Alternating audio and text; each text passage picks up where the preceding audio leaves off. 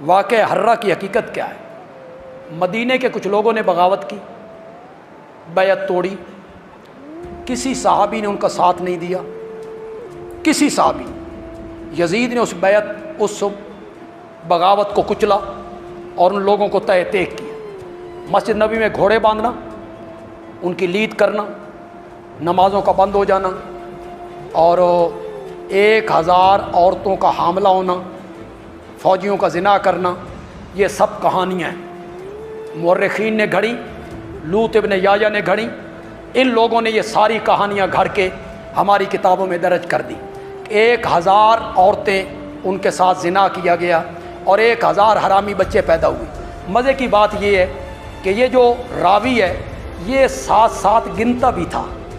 کیا حرہ ہوا ہے، لیکن جو بتایا جاتا ہے 700 عورتوں کے ساتھ غلط کاری کی گئی، 1000 صحابی شہید کر دیے گئے، گھر لوٹ لیے گئے، یہ وہ ہوا، یہ بالکل غلط ہے، جھوٹی باتیں، کتاب و سنت میں اس کا کوئی ثبوت نہیں۔ واقع حرہ میں 10,000 یا پتہ نہیں کتنے قتل ہو گئے، اسی طرح 1000 خواتین سے زنا کر کے نعوذ باللہ ان کو حاملہ کر دیا گیا، اور اسی طرح 3 دن مسجد نبی میں گھوڑے باندھے گئے اور مسجد نبی میں اذان اور جماعت نہیں ہوئی۔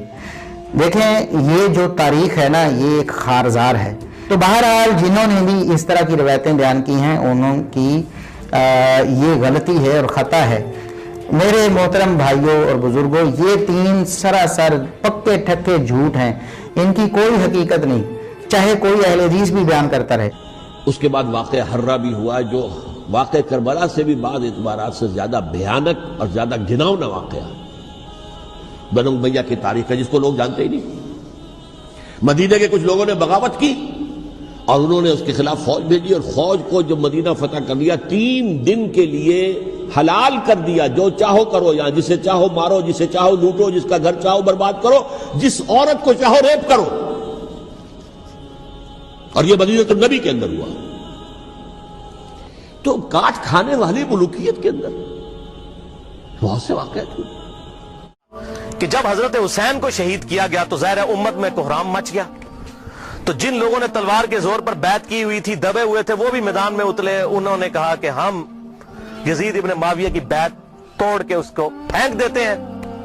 سب سے پہلے اہل مدینہ نے بغاوت کی، اور صحیح مسلم میں کتاب الامارہ چیپٹر میں موجود ہے یہ چیز، امارت کے بیان والے چیپٹر میں، صحیح مسلم کے اندر۔ اور جب بیعت توڑی تو ظاہر ہے کہ پھر یزید کو غصہ آیا، اس نے پھر فوج اپنی بھجوائی اور اس نے اہل مدینہ کے اوپر جو ہے وہ چڑھائی کر دی۔ 3 دن تک مدینہ تو رسول کو حلال ٹھہرا لیا کہ وہ حضرت عثمان غنی رضی اللہ تعالیٰ عنہ جنہوں نے شہادت گوارا کر لی، لیکن مدینہ میں اپنے دفاع میں تلوار نہیں اٹھنے دی کہ مدینہ تو رسول میں میری وجہ سے خون نہ گرے۔ اس یزید ظالم شخص نے مدینے پر حملہ کروایا اور قتل عام مسلمانوں کا کروایا۔ صحیح بخاری میں کتنی حدیثیں میں ان کے حوالے دے دیتا ہوں۔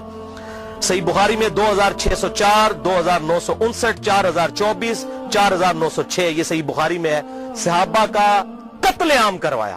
یہ کہتے ہیں صحابہ کے گستاخ، اور جنہاں دے چمچے ہونا سب تو بڑے گستاخ او جے صحابہ دے، جنہاں نے صحابہ نو قتل کیتا جے۔ گالی دینا تے چھوٹا جرم ہے، قتل کروانا بڑا جرم ہے، اور گالی بھی میں نے بتا دیا انہوں نے شروع کروائی ہوئی ہے۔ یہ ساری بدعتیں بنو امیہ کی شروع کی ہوئی ہیں، ممبروں پر حضرت علی پر لعنت کرنا اور صحابہ کو قتل کرنا۔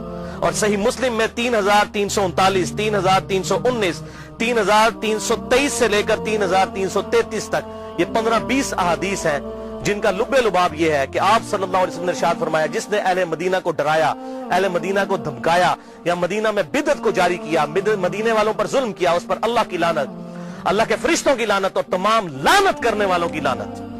کہتے ہیں یزید پر لعنت نہ کریں، ہم کسی کلمہ گو اہل قبلہ کے اوپر لعنت کے قائل نہیں ہیں۔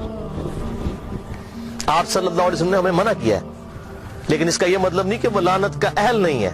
لعنت خود بخود ہو جائے گی۔ قرآن میں آیا لعنت اللہ علی الکاذبین، جھوٹوں پر اللہ کی لعنت۔